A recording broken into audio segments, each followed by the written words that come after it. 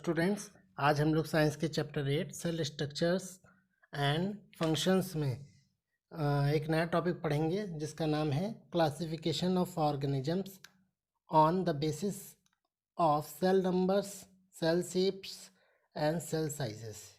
यानी आज हम लोग जो है सेल नंबर के आधार पे, सेल के शेप के आधार पे और सेल के साइज़ के आधार पे ऑर्गेनिज्म के क्लासिफिकेशन के बारे में पढ़ेंगे।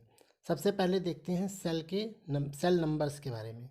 प्यारे बच्चों, जैसा आप देखोगे कि जितने भी लिविंग ऑर्गेनिज्म होते हैं वो शेप और साइज़ में क्या होते हैं, वरी करते हैं, मतलब अलग अलग प्रकार के होते हैं। और ऐसा क्यों होता है? ये जो शेप और साइज़ में अलग अलग प्रकार के दिखते हैं, उसका कारण क्या है? उसका कारण है उनमें उपस्थित सेल की संख्या। ठीक है, तो सेल की संख्या के आधार पे हमने ऑर्गेनिज्म को दो भागों में बांटा। एक वो ऑर्गेनिज्म जो एक सेल के बने होते थे और एक वो ऑर्गेनिज्म जो एक से ज़्यादा सेल के बने होते थे। तो इस हिसाब से दो प्रकार के प्राणी हमें मिले, एक सेल वाले जिन्हें हमने यूनिसेल्युलर ऑर्गेनिज्म कहा, और जो एक से ज़्यादा सेल के बने होते थे उनको हमने मल्टी सेलुलर ऑर्गेनिज्म कहा। अब आप देखोगे ऑर्गेनिज्म जैसे कि अमीबा, पैरामीशियम, बैक्टीरिया, इनमें केवल एक ही सेल होता है, इसीलिए इनको यूनिसेलुलर ऑर्गेनिज्म कहा जाता है। और ये एक ही सिंगल सेल में ये सारे जितने भी नेसेसरी फंक्शंस होते हैं लाइफ के लिए, जैसे respiration, growth, digestion, movement, reproduction, ये सारे काम जो है वो एक ही सेल में करते हैं। जैसे कि मल्टी सेलुलर ऑर्गेनिज्म में होता है वैसे ही एक सेल में होता है। ठीक है, अब वो ऑर्गेनिज्म जो एक से ज़्यादा सेल के बने होते हैं उनको हम मल्टी सेलुलर ऑर्गेनिज्म कहते हैं। और आप जान के सरप्राइज हो गए कि मनुष्य के बॉडी में 1 ट्रिलियन सेल की संख्या होती है। बिलियन तो छोड़ दीजिए, मिलियन छोड़ दीजिए, ठीक है, मिलियन लाखों में होता है, बिलियन जो करोड़ों में होता है, ठीक है, और सोचिए ट्रिलियन तो अरबों में होगा। ठीक है, तो अरबों की संख्या में ये सेल रखते हैं। और जो है वो सेल भी आपस में शेप और साइज़ में अलग अलग प्रकार के होते हैं। ठीक है, और variety of function are perform by different groups of cell, और अलग अलग सेल के ग्रुप जो है अलग अलग फंक्शन परफॉर्म करते हैं। ठीक है, तो इस तरह से हमने ऑर्गेनिज्म को दो सेल के नंबर के आधार पर दो भागों में, दो टाइप में बांटा है, एक यूनिसेलुलर एक मल्टी सेलुलर। अब आप देखोगे जो dog, fish, cat, mango tree, elephant, sunflower plant, ये जितने भी या दूसरे भी आप लार्ज ऑर्गेनिज्म देखोगे वो सब मल्टी सेलुलर ऑर्गेनिज्म के उदाहरण हैं। तो सेल और नंबर के आधार पे हमने यूनिसेलुलर और मल्टी सेलुलर ऑर्गेनिज्म में बांटा। ठीक है, ऑर्गेनिज्म को। अब आइए जानते हैं सेल शेप के बारे में। आप देखोगे कि जो सेल होते हैं वो अलग अलग टाइप के शेप रखते हैं, अलग अलग प्रकार की आकृतियाँ रखते हैं। कोई सेल आपको राउंड दिखेगा, कोई सेल आपको इरेगुलर शेप में दिखेगा, कोई पॉलीगोनल, कोई पॉइंटेड, कोई रेक्टेंगुलर दिखेगा।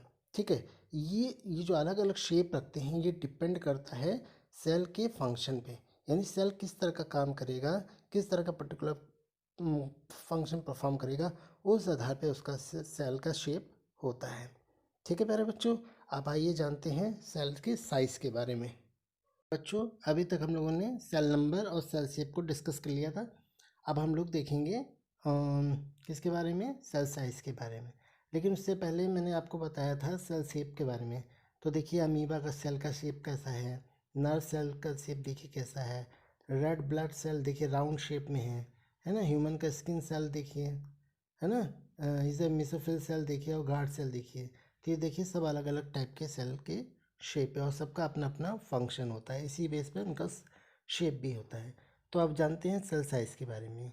प्यारे बच्चों, आप देखोगे मोस्टली जो सेल होते हैं वो साइज़ में बहुत छोटे होते हैं और उनको अपनी खुली आंखों से देख पाना पॉसिबल नहीं होता है। अच्छा, इनका जो सेल का साइज़ होता है वो माइक्रोमीटर से लेकर के कुछ सेंटीमीटर तक हो सकता है इनका साइज़।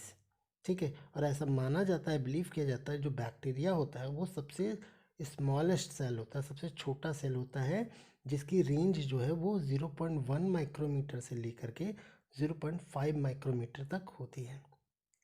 एक ऑस्ट्रिच का जो अंडा होता है वो सभी सेलों में सबसे बड़ा सेल माना जाता है और इसका जो साइज़ माना जाता है लगभग 170 mm से इंटू 1 30 mm का इंटू करेंगे तो उतना साइज़ इसका माना जाता है।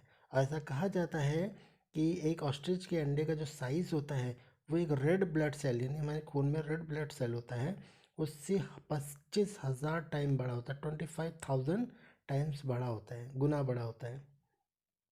ठीक है। और this cell is big enough to seen with naked, और इतना बड़ा साइज़ का होता है कि इसको हम अपनी आंखों से देख पाते हैं, नहीं जनरली हम देख नहीं सकते हैं सेल को। ठीक है। मनुष्य में जो सबसे बड़ा सेल होता है वो नर्व सेल होता है, ये जो सबसे लॉन्गेस्ट सबसे लंबा सेल होता है। ठीक है बच्चों, तो इस तरह से हमने अलग अलग ऑर्गेनिज्म के बारे में जाना जो सेल के नंबर, शेप और साइज़ के आधार पे होते हैं।